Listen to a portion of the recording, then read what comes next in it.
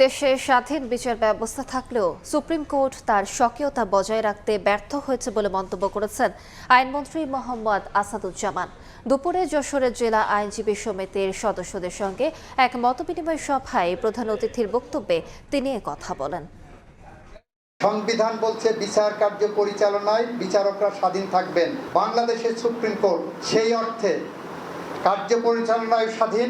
এই supreme court সাংবিধানিকভাবে এতটাই স্বাধীন যে সরকারের সেখানে হাত দেওয়ার কোনো ক্ষমতা নাই। একজন বিচারকের বদলি তো সুপারিশ তো দূরের কথা, বদলির ফাইল মুভ করার সুযোগ নাই। সেই সুপ্রিম কোর্ট থেকে দিনের পর দিন দেখেছি কি অবিচার হয়েছে। আমরা এমন একটি বিচার ব্যবস্থা চাই যে বিচার ব্যবস্থা শুধুমাত্র অর্থনৈতিকভাবেই দুর্নীতিমুক্ত হবে না, ইন্টেলেকচুয়ালি তারা দুর্নীতিগ্রস্ত হবে না, এরকম একটি বিচার ব্যবস্থা আমরা চাই।